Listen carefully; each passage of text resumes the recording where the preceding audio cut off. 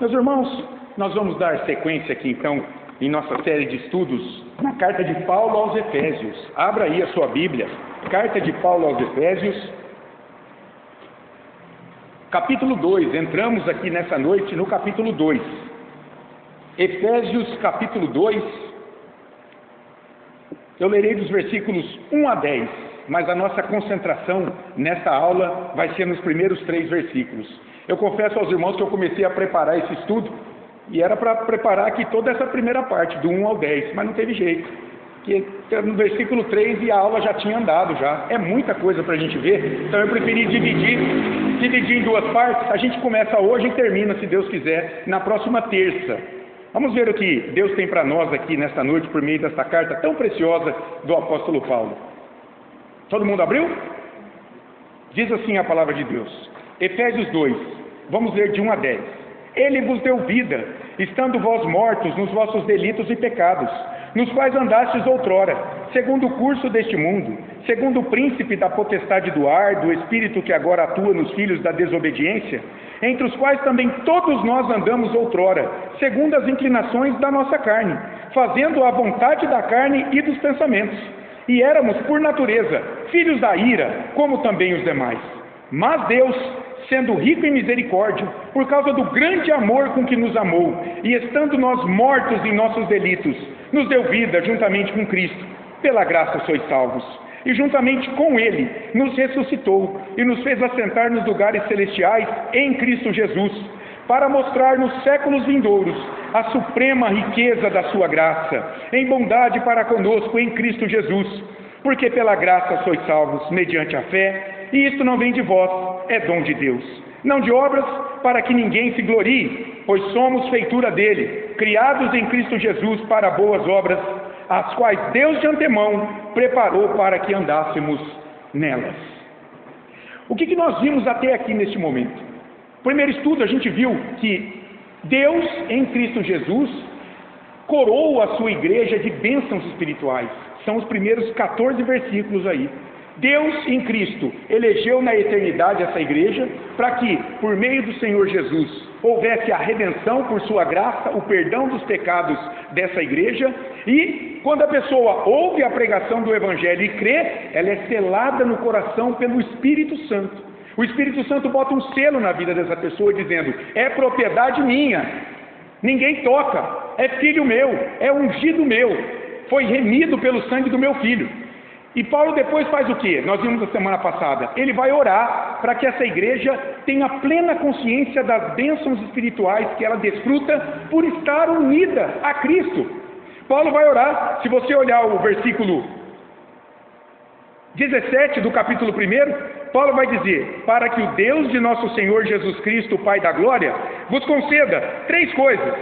Primeiro, vos concede espírito de sabedoria e de revelação no pleno conhecimento dele, no pleno conhecimento de Deus, porque não há nada mais importante para a igreja do que conhecer a Deus.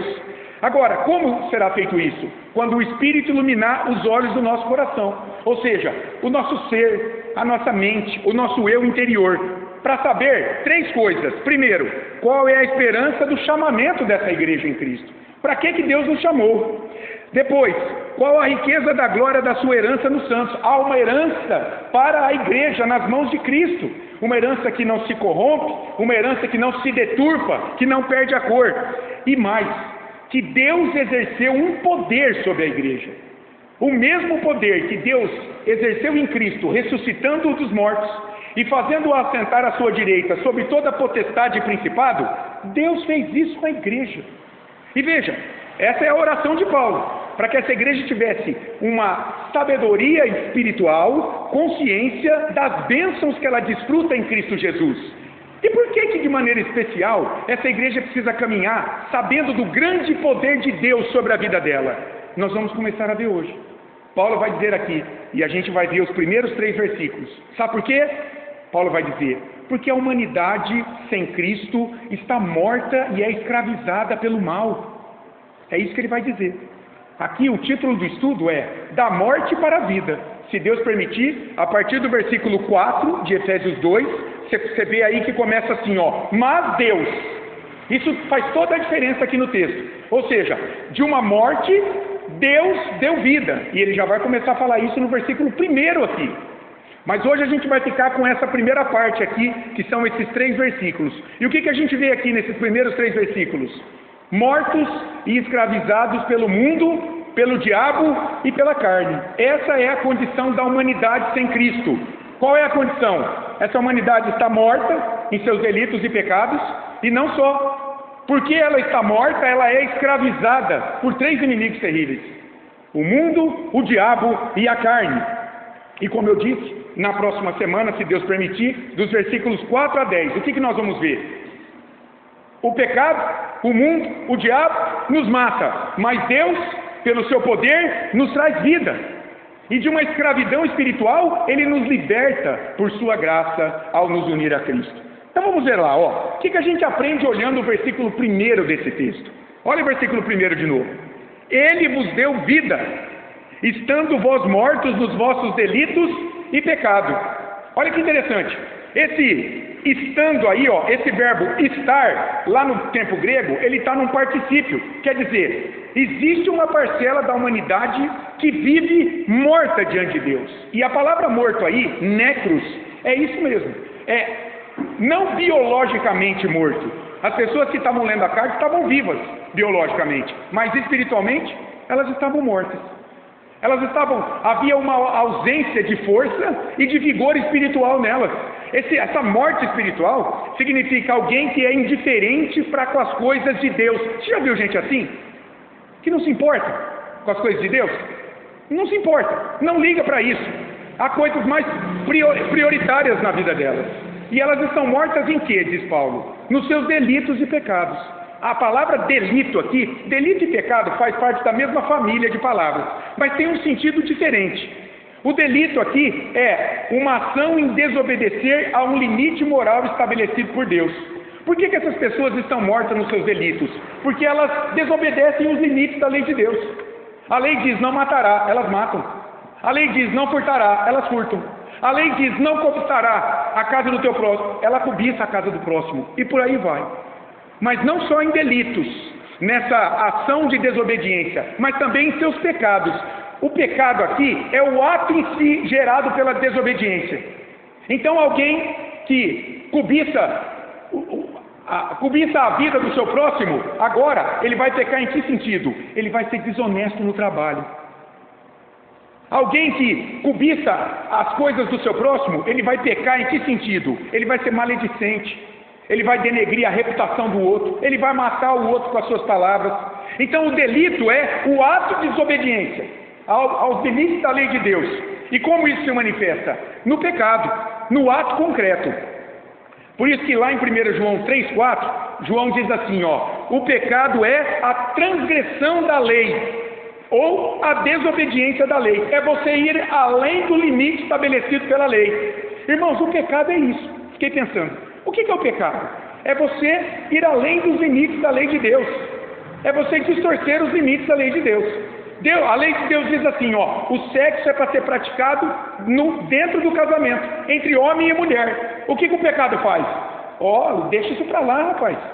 Pode ir fora do casamento, não há problema nenhum.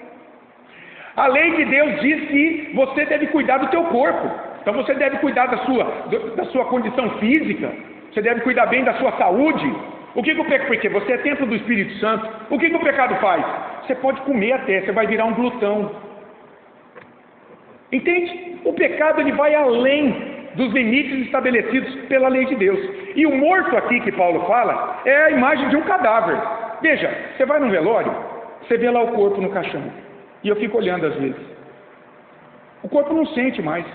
Chega a viúva, chora, cai a lágrima em cima da cara, escorre, seca, fica preto, fica verde. Ele não faz nada com aquilo. Os filhos chegam, beijam, ele não sente nada. Ele não pode abrir o olho. Ele é indiferente com o que está acontecendo. É por isso que começa Paulo dizendo aqui que Deus vos deu vida. Ele vos deu. Está vendo porque é preciso o poder sobre um cadáver? A imagem aqui é de um cadáver. A imagem é de um zumbi. Ó, eu não sei se vocês... de vez em quando eu vejo alguns Walking Dead, né? Nessas TVs fechadas e tal. Eu gosto de ver esses filmes. Você olha para um zumbi, você pensa que ele está vivo, não está? Mas ele está morto, não está? Há uma parte da humanidade assim. Você olha para ela, ela está viva, está lá, está passando, mas está morta. Essa é a imagem aqui de um zumbi. Você pensa que a pessoa está viva, e ela está, mas na sua biologia, mas espiritualmente ela está morta. Essa é a condição da humanidade diante de Deus. E daí tem uma doutrina, a da depravação total da humanidade.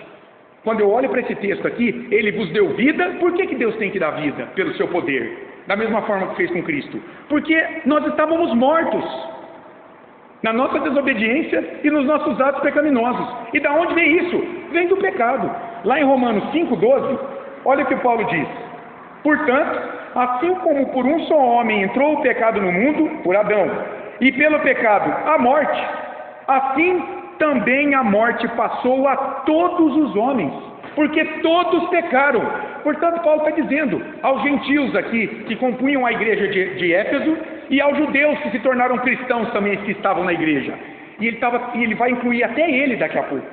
Ele vai dizer assim, antes de conhecermos a Cristo, nós estávamos mortos.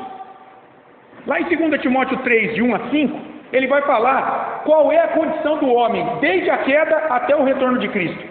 Esse é um texto que vale a pena eu ler para você. 2 Timóteo 3, de 1 a 5. Paulo está instruindo Timóteo na igreja de Éfeso, a cuidar da igreja. Você quer ver o tipo de gente que ele vai lidar? Timóteo, o pastor? Olha só. 2 Timóteo 3, de 1 a 5.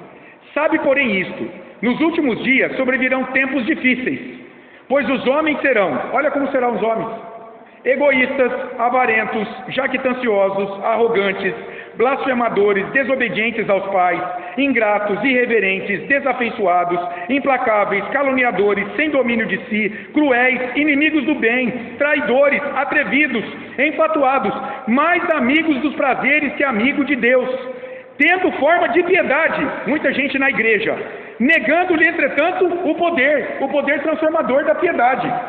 Foge também destes. Por que esses homens são assim? Porque eles estão mortos. E eu te pergunto, esse homem exerce livre-arbítrio?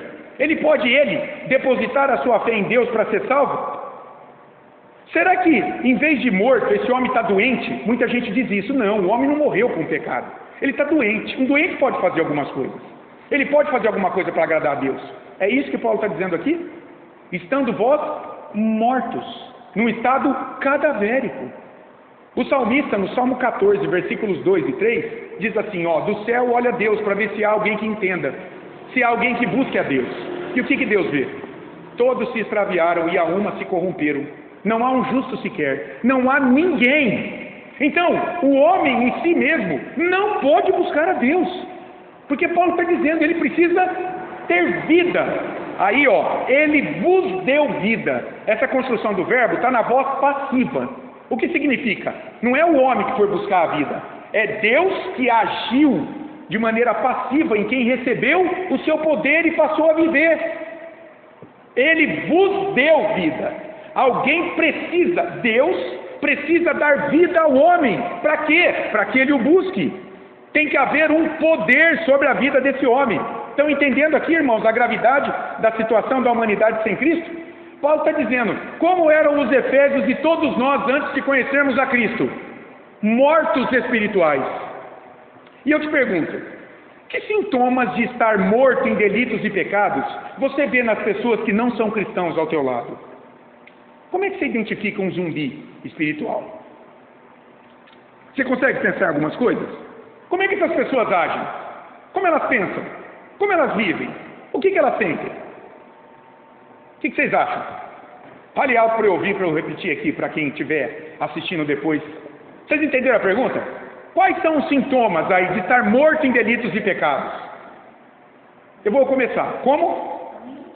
São indiferentes. Isso. São indiferentes porque desconhecem, né, Patrícia? Desconhecem a palavra. Se desconhece a palavra, eles conhecem o padrão de santidade de Deus?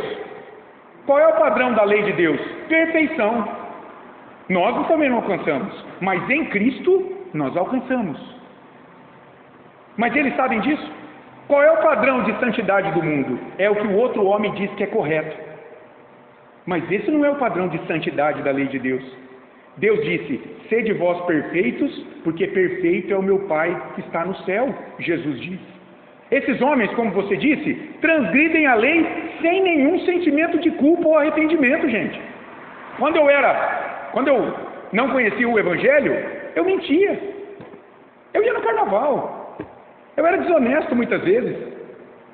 E daí? Tinha culpa? De jeito nenhum. Às vezes, eu saía do ato religioso e ia pecar, sem a menor consciência de culpa. Outra coisa que eles fazem, isso é muito comum. Essa humanidade que está morta em seus delitos e pecados, separa a vida sagrada da vida profana. Eles vivem em dois padrões. Então, para massagear o ego, eles dizem assim, que era assim que eu vivia também. Então eu ia na igreja no domingo, opa, aqui não, aqui eu tenho que me comportar, passei a porta do templo, eu vou sentar, eu vou ser politicamente correto. Mas durante a semana, como é que eu vivia? Como se Deus não existisse.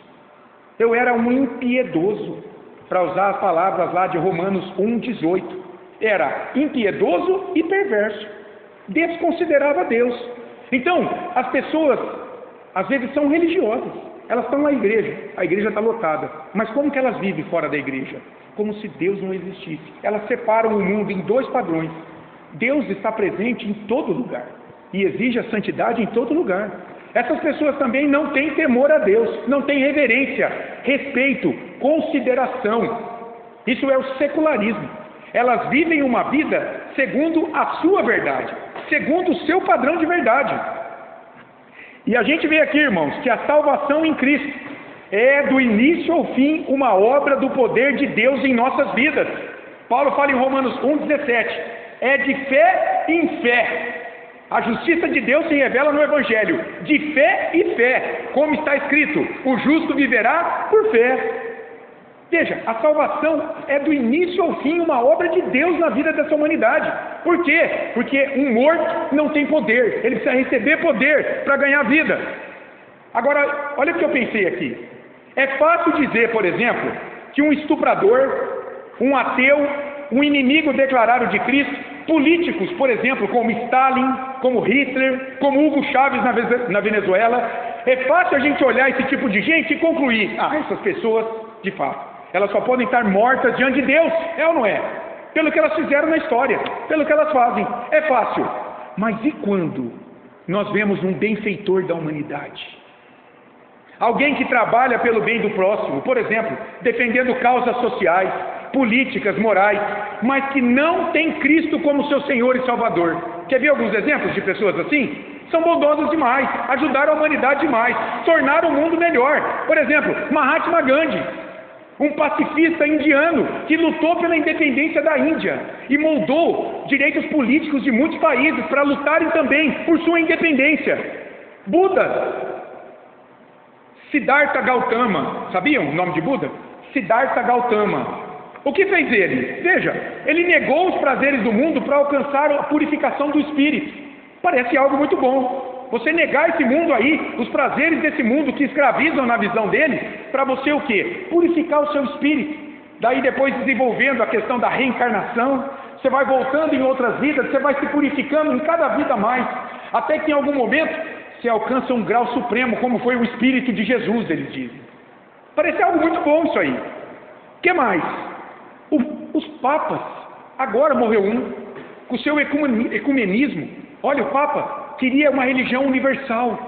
Queria judeus, muçulmanos, ateus, sincréticos, católicos, evangélicos, todo mundo sentado na mesma mesa, participando do mesmo banquete.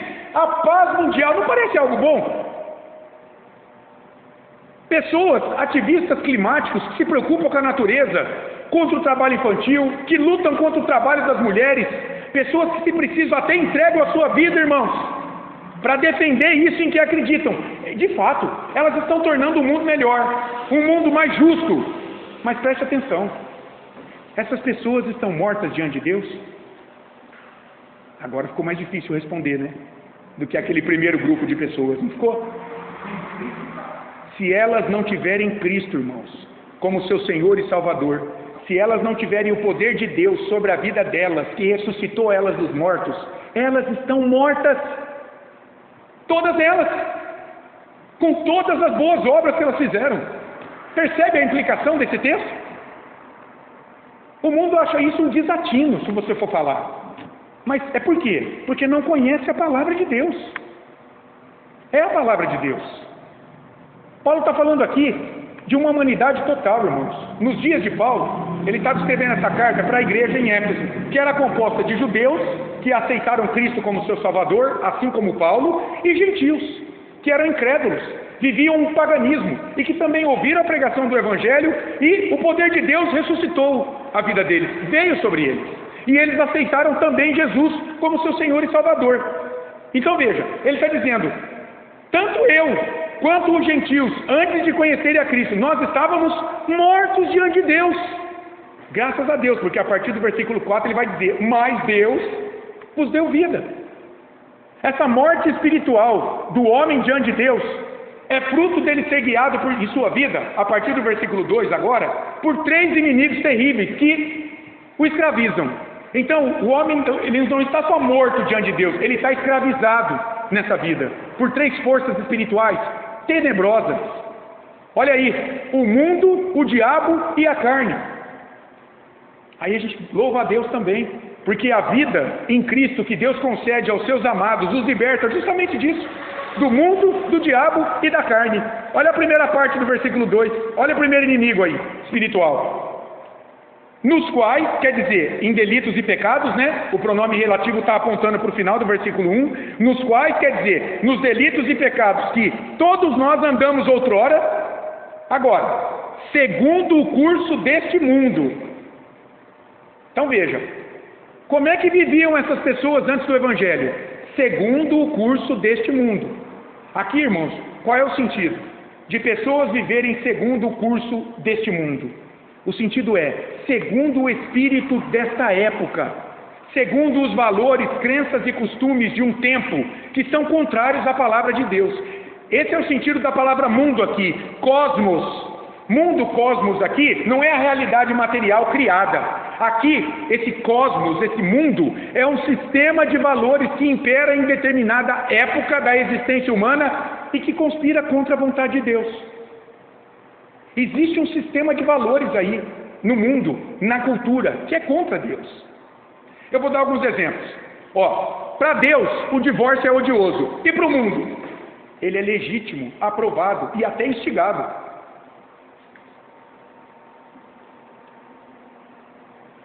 Para Deus, o trabalho honesto é o modo de Ele prover as suas despesas necessárias para você se contentar com o que você tem e ter uma vida digna.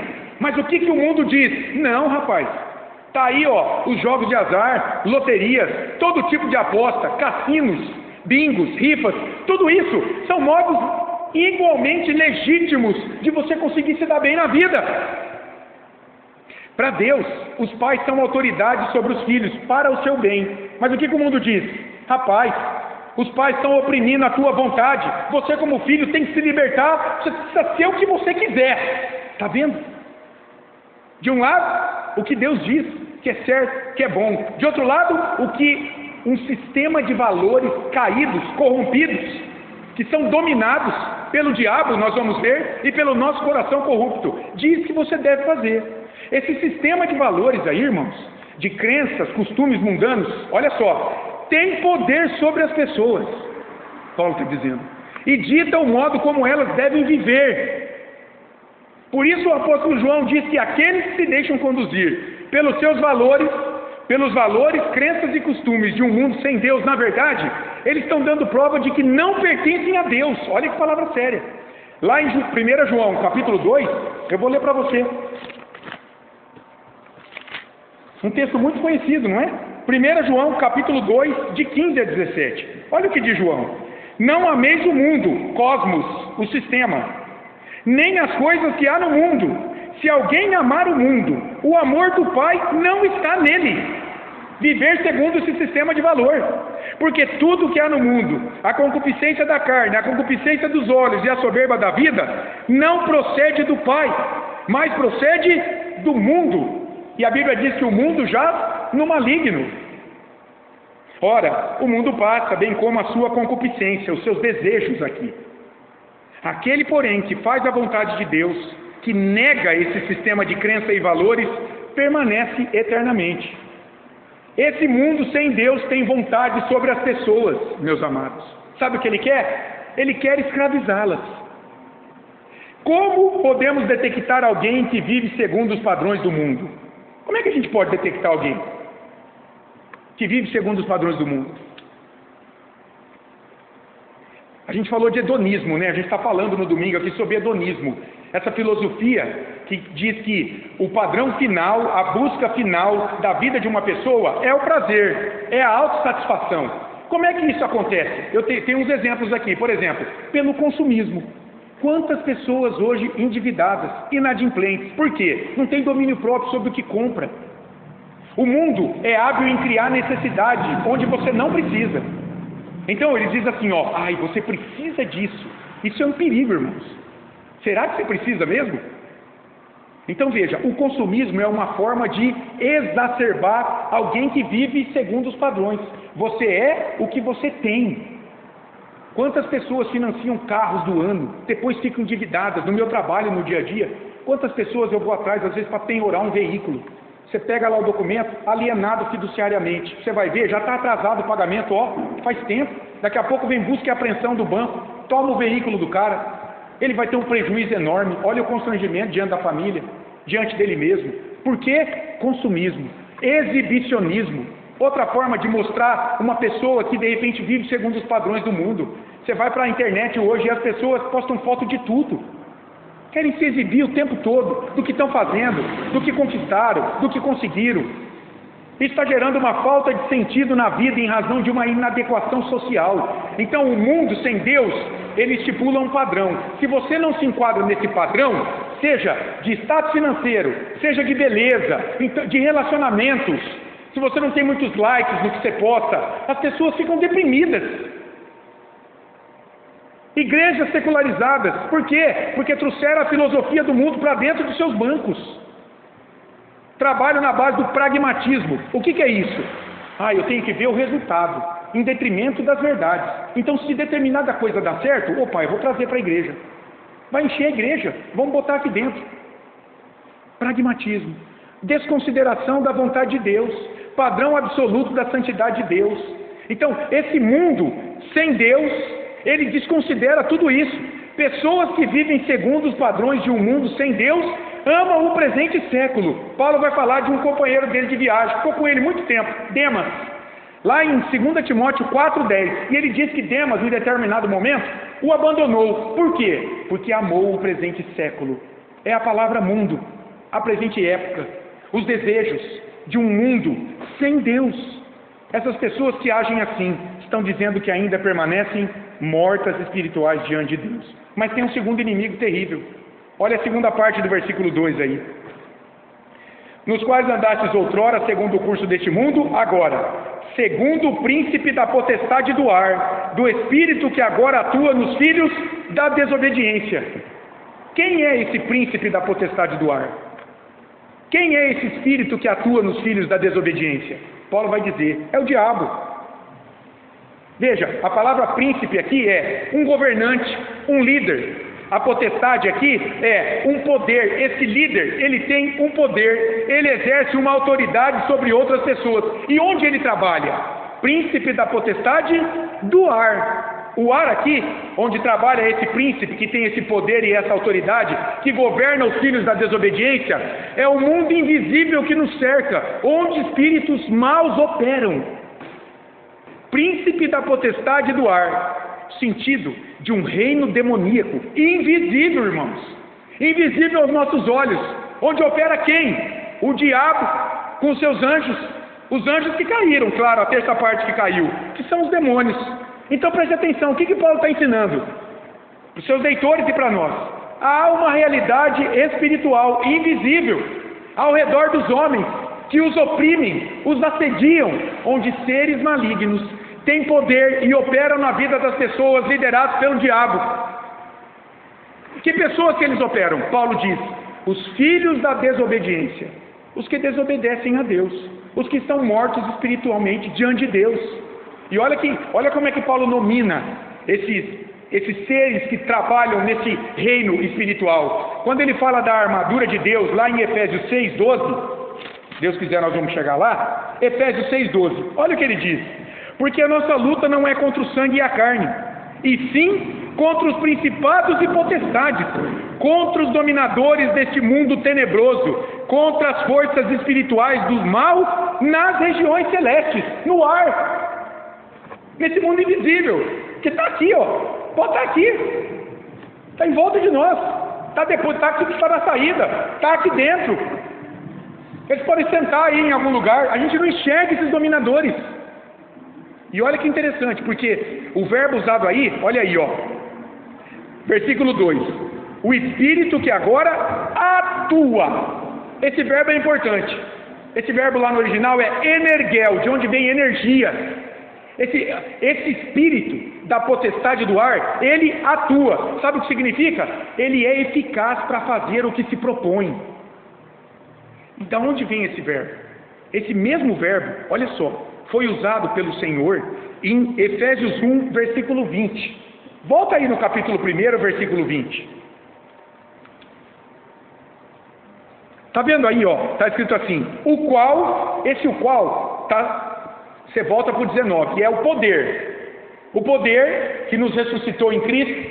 Então, esse poder, o que fez Deus? Exerceu ele em Cristo. Esse verbo exerceu é o mesmo de atua aqui, energel. Então sabe o que isso significa? Olha só, que o diabo tem sobre os seus filhos, quem são? Parte da humanidade que tem prazer em vida, que desobedece a Deus. Ele exerce o mesmo poder que Deus exerceu para ressuscitar Jesus. A mesma força do poder de Deus para tirar Cristo dos mortos, tirar a minha vida e a tua vida de uma morte espiritual, é a força do diabo sobre a vida dos seus filhos. E eu te pergunto, olha que interessante, pode a criatura sem Cristo resistir ao poder das trevas sobre a sua vida? Claro que não. Paulo diz aí, ó, que esse atuar do diabo, ó, o espírito que agora atua. Novamente, está num tempo do particípio lá no verbo grego. Significa, desde a queda até o retorno de Cristo, esse espírito mau, Satanás, auxiliado por 1/3 dos anjos que caíram, os demônios, eles vêm atuando no coração, na mente e na vontade daqueles que vivem para pecar e desobedecer a lei de Deus. Meus irmãos, Paulo está dizendo que aqueles que estão mortos espiritualmente diante de Deus estão dominados pelo pecado, pelo diabo, pelo mundo. Eles são dominados. E eu pensei aqui, olhando para a Bíblia, no que consiste esse domínio demoníaco? Eu pensei em algumas coisas. O que faz o diabo dominando essas pessoas? Bom, ele cega o pecador para entender e aceitar o Evangelho de Cristo. 2 Coríntios 4,4. Paulo diz lá em 2 Coríntios 4,4. Eu vou ler para você. A pessoa ouve, mas ela não vê. 2 Coríntios 4,4. Nos quais, mas se o nosso Evangelho ainda está encoberto, é para os que se perdem que está encoberto. Por que está encoberto o Evangelho para tanta gente, hein? Ele vai falar. Nos quais o Deus desse século, o diabo, cegou o entendimento dos incrédulos, para que não lhes resplandeça a luz do Evangelho da glória de Cristo, o qual é a imagem de Deus. Eles não conseguem ver a beleza do Evangelho. Eles não entendem. Por quê? Estão dominados pelo diabo. Mas tem mais. Esse domínio é um laço espiritual que torna a vontade humana cativa à vontade do diabo. Que terrível, irmãos. O diabo enlaça as pessoas, amarra as pessoas, para que elas façam a vontade dele. 2 Timóteo 2:26, Paulo vai falar isso. Tinha gente dentro da igreja que estava enlaçada pelo diabo, para cumprindo a vontade dele. E sabe quem fez isso também? Judas Iscariotes. Há um caso de possessão no Novo Testamento, a de Judas Iscariotes. O diabo entrou nele. E aí o que ele foi fazer? Eu acho engraçado isso, né? Porque, irmãos, possessão demoníaca vai muito além do que muitas igrejas apresentam. Gente pulando no palco, tripudiando no chão, com o cabelo preso, com a mão para trás. manifestando um monte de coisa. Judas não fez nada disso. O diabo entrou nele. O que ele foi fazer? Ele foi vender Jesus por 30 moedas. Ele botou logo um bom preço, ele estava sã. Sabe o que isso mostra? Quanta gente possessa pelo diabo tem por aí e a gente não faz nem ideia. Está possesso pelo diabo, como Judas Iscariote. Você viu Judas dando cambalhota?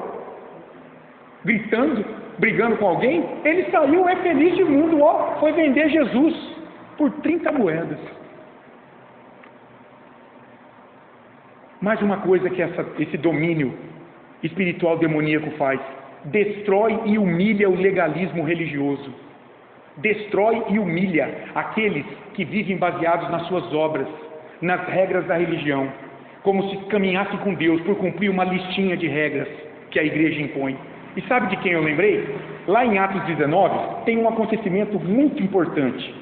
Ó, Atos 19. O que está acontecendo em Atos 19? Preste atenção. Paulo, ele está lá. Paulo está na escola de Tirano, ele está em Éfeso. Ele está em Éfeso pregando.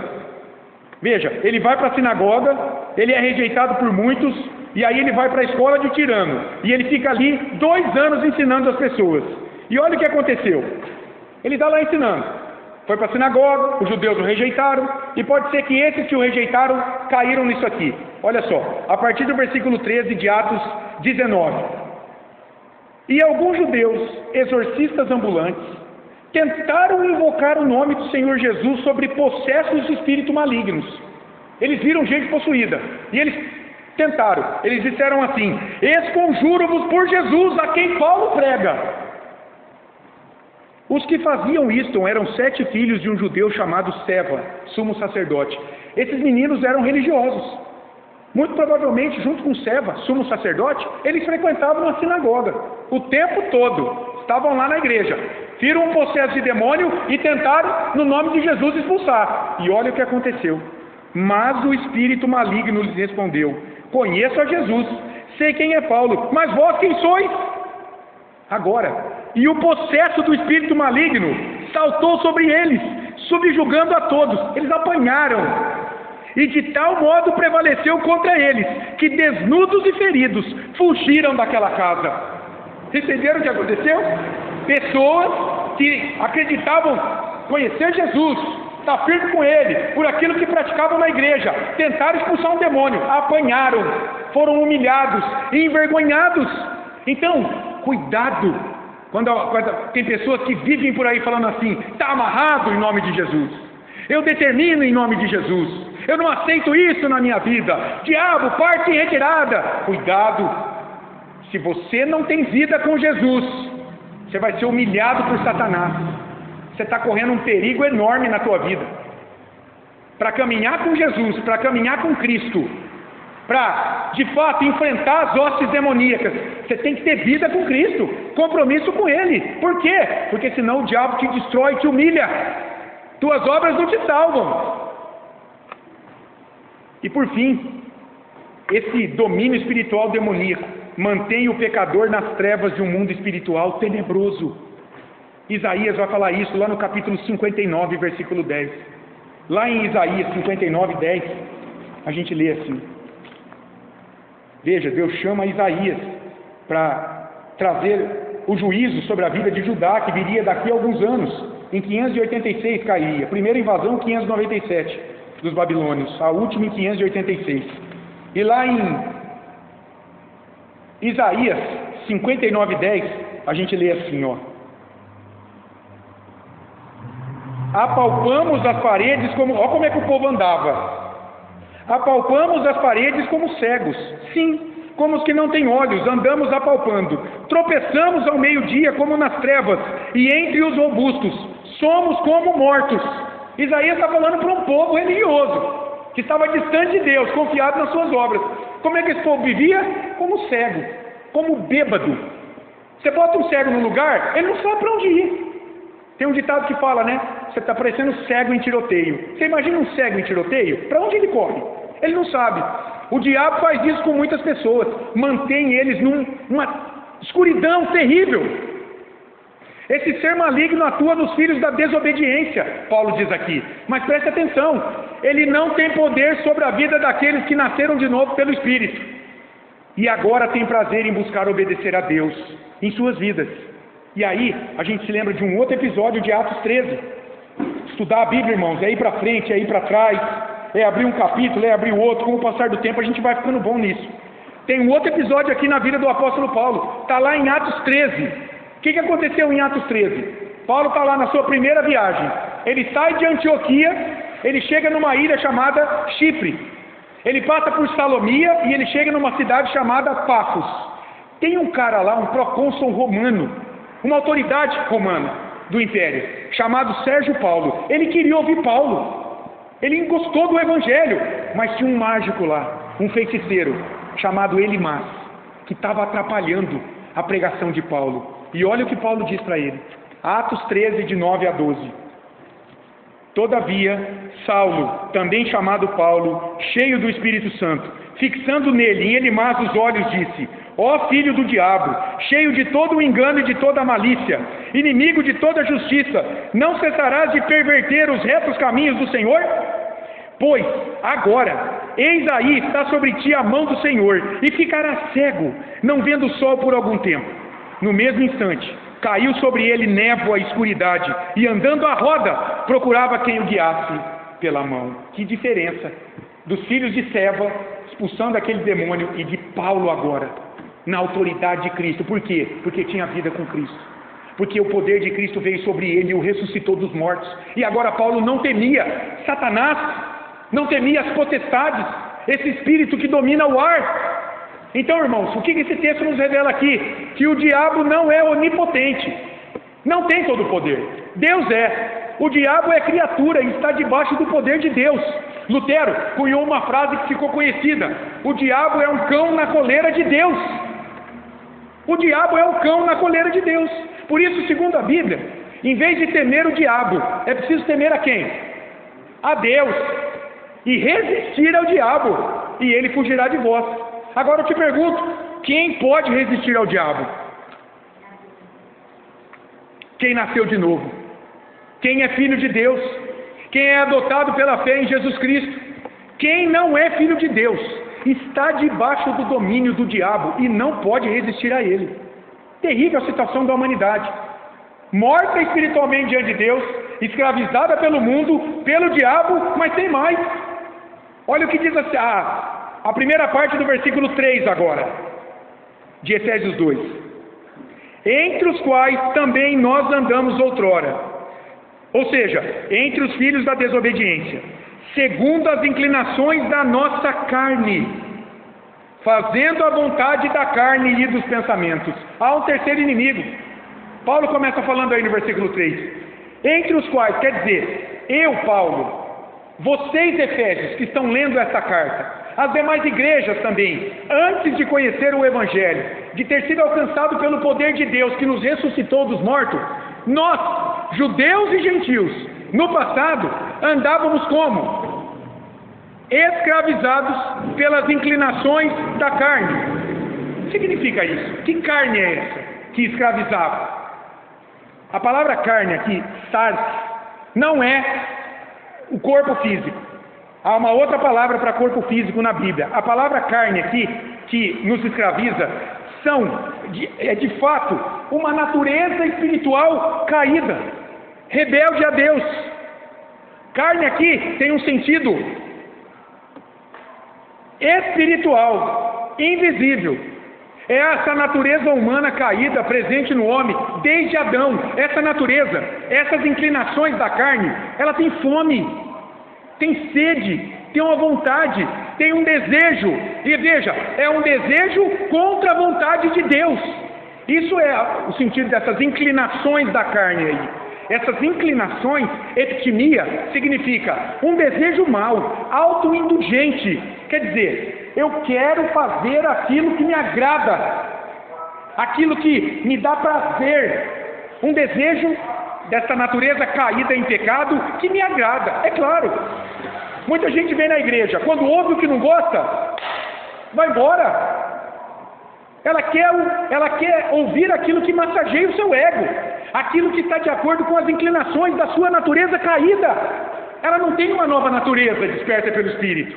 Ela está trabalhando na base carnal. Irmão, será que temos mesmo desejos maus dentro de nós? Uma vez falando com uma senhora muito, muito boazinha, ela me disse assim: não, rapaz, meu coração é bom. Eu sou bom demais. E me disse assim mesmo: não, meu coração é bondoso. E ela estava cheia de boa intenção, gente. A gente tem que entender isso. Mas ela desconhecia a palavra de Deus. Sabe o que Jesus falou que vem do coração? Eu li esse texto para ela. Mateus 15, de 18 a 20. Estava lá, né? Jesus era confrontado pelas regras da religião. Ele comeu sem lavar a mão.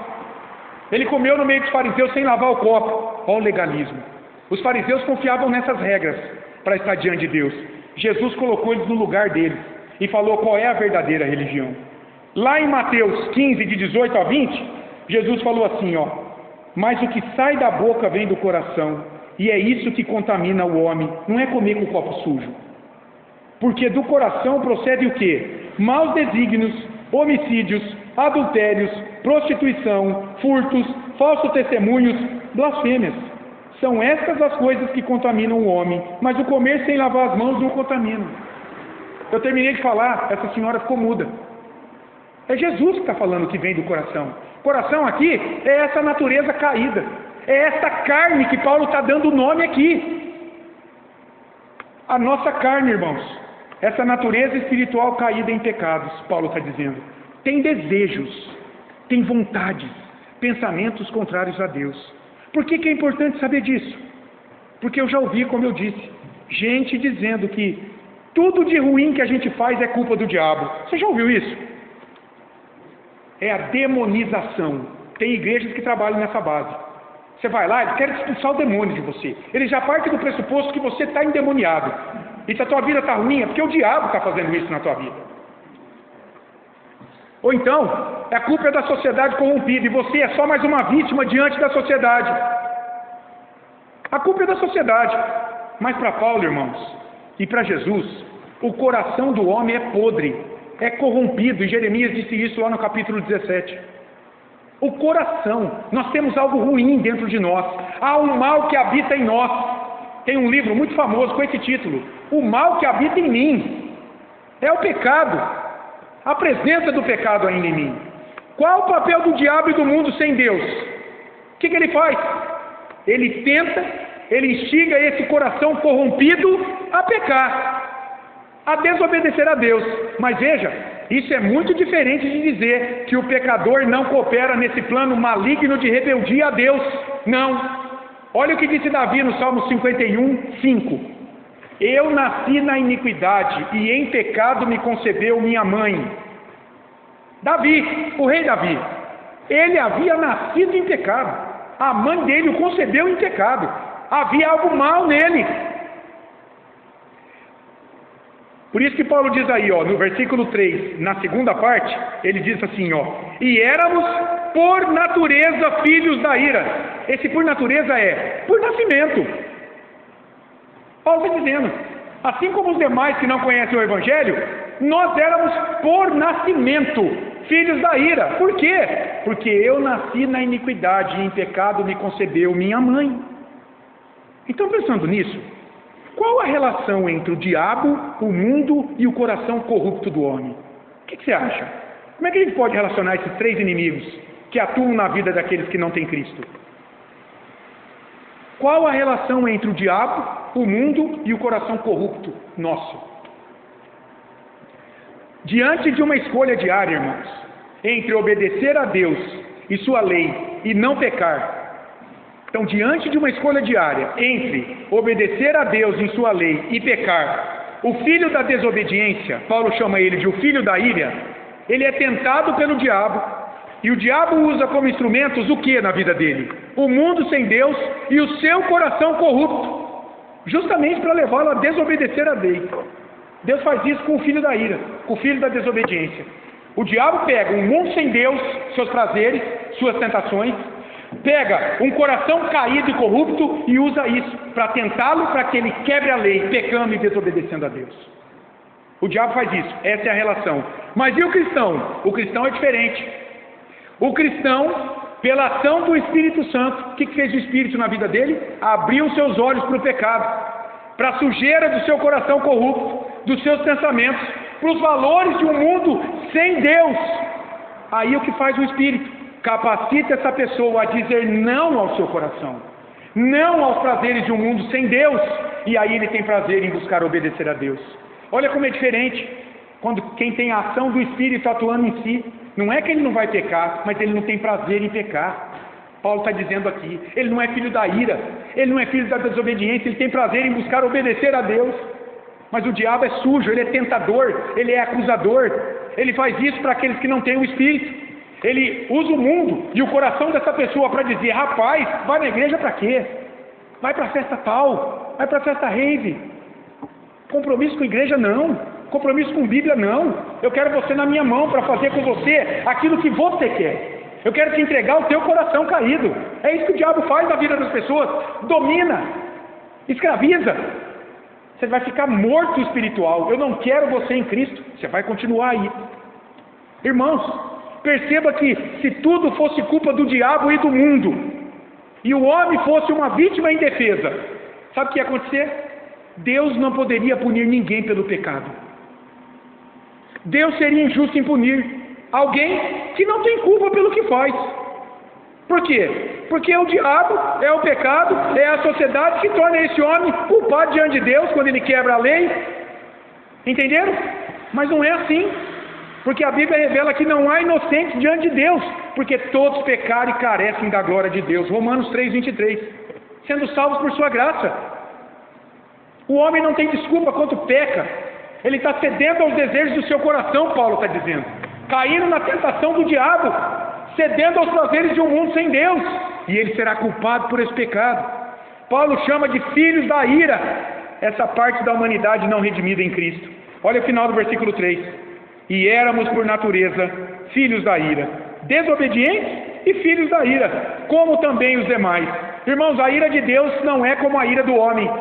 A ira do homem é pecaminosa, é revestida de vingança, de orgulho, de vaidade, em se vingar do outro, em dar o troco. A ira de Deus é santa, a ira de Deus é a justa repulsa de Deus pelo pecado que ofende a sua santidade, quebrando a sua lei.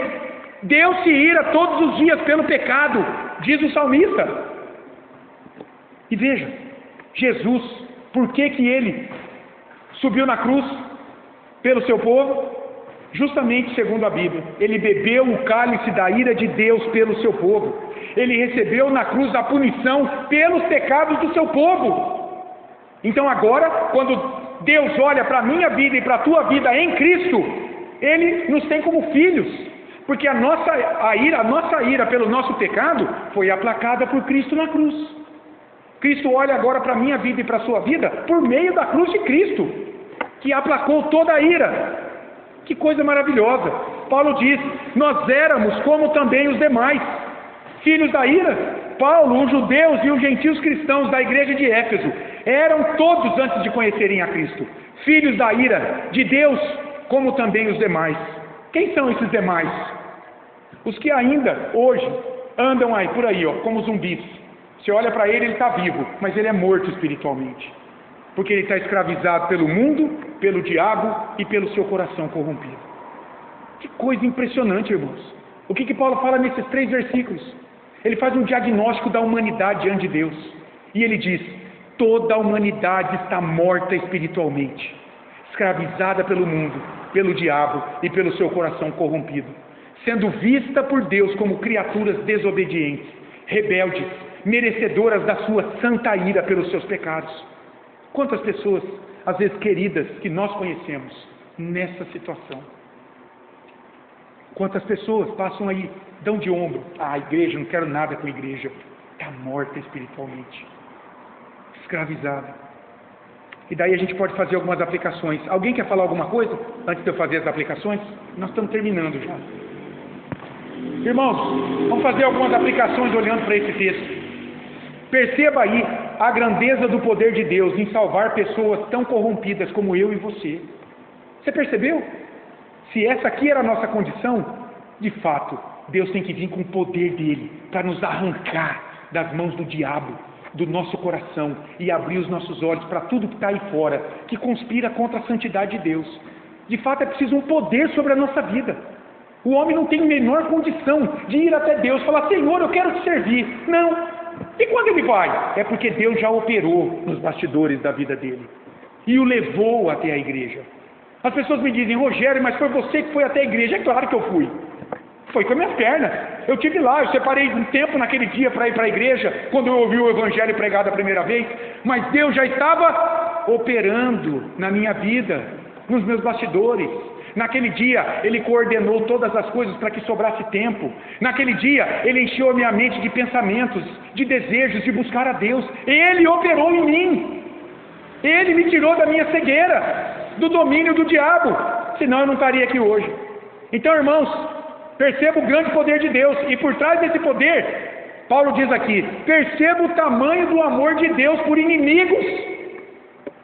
Jesus morreu na cruz, não por pessoas que gostavam dele, por inimigos como eu e você. Aquelas mesmas pessoas que no domingo de Ramos estenderam ramos de suas camisas para Jesus chegando em Jerusalém: Hosana, bendito o que vem em nome do Senhor. Dias depois gritavam: crucifica-o, crucifica-o. E lá na cruz, Jesus olha para o soldado romano que está desdenhando dele e ora por eles: Pai, perdoa-lhes porque não sabem o que fazem. Que amor é esse de Deus? Por isso que Paulo vai dizer aqui, no versículo 4: mas Deus, sendo rico em misericórdia, por causa do grande amor com que nos amou, Deus enviou seu Filho ao mundo para a salvação de todo aquele que crê. Perceba o tamanho do amor de Deus para salvar pessoas como nós. Em terceiro lugar, eu queria dizer para você nessa noite: fique esperto com as propostas mundanas de satisfação, prazeres que não têm a aprovação de Deus. Se você pertence a Cristo, Deus te livrou do domínio disso aí.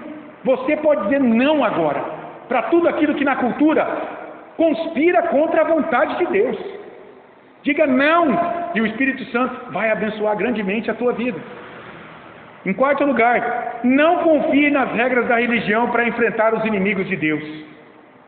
Só frequentar uma igreja, irmão, não salva ninguém. Está cheio de gente por aí achando que só porque vem na igreja está salvo. Não. Não há poder em si, nas regras religiosas, para te defender do mal ao teu redor.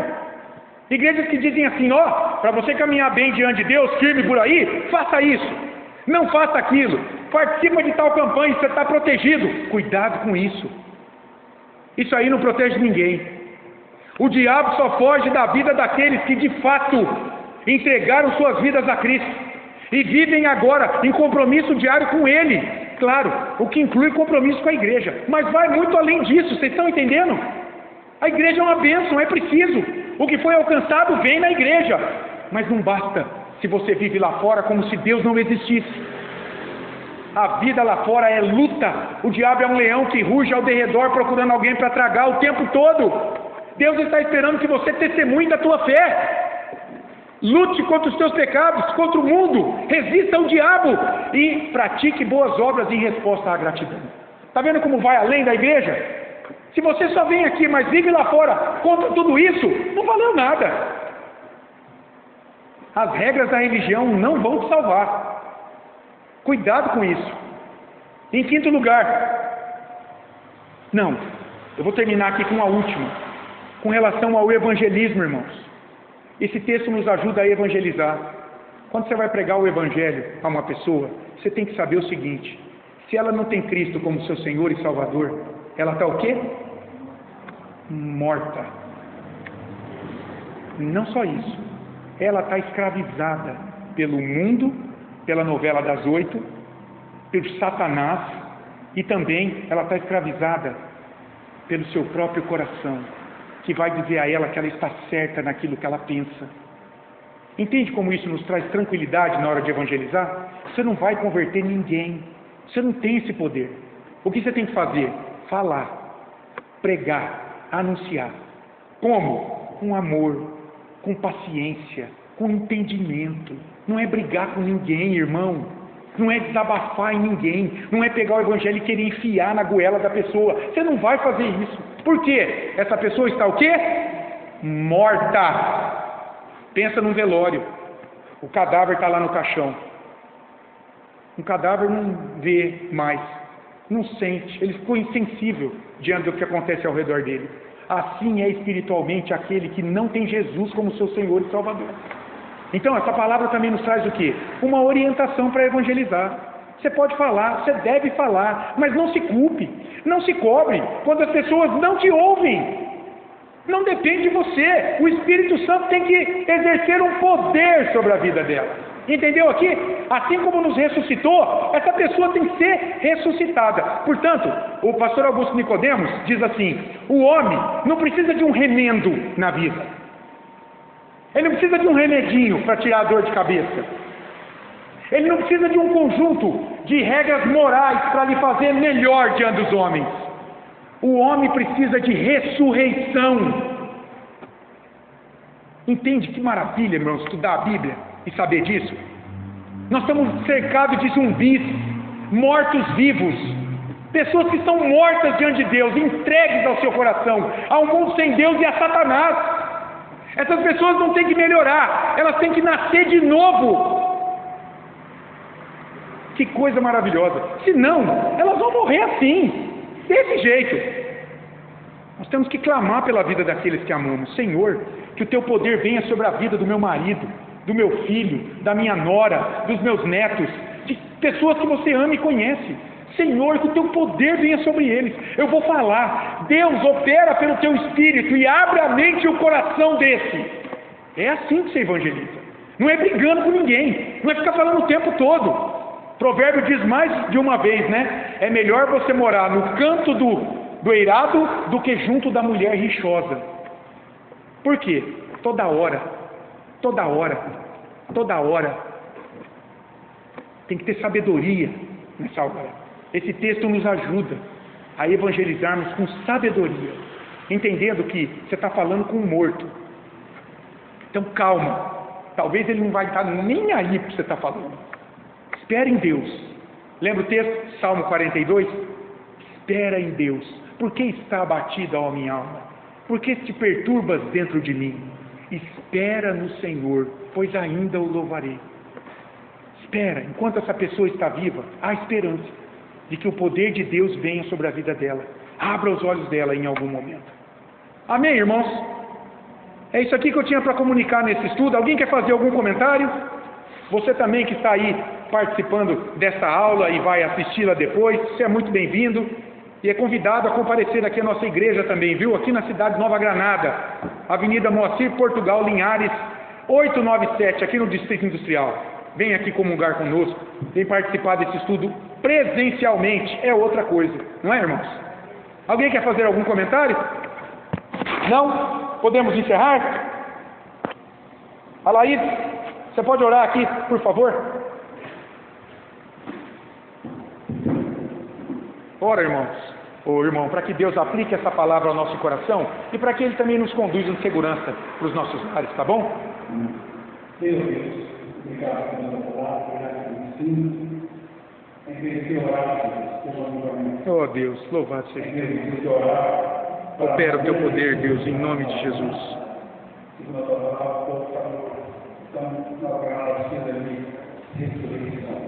Oh Deus Santo, alcança os teus filhos. Abençoa, continua abençoando a tua igreja, Amém. o teu povo. Leva-nos em paz. Amém. Conduzindo, guardando e dando graça e ânimo para ouvir tua palavra também, para livrar. Amém, Deus. Continuar amando, servindo, orando, pregando a tua palavra e aguardando em ti. Amém. Porque a obra é verdade, Senhor. o Espírito somente através da pregação e o poder do teu sangue. É verdade, Deus. Oh, e ajuda nós a cantar em ti e através de ti. Amém. Amém. Guarda. Guarda. Guarda. Amém.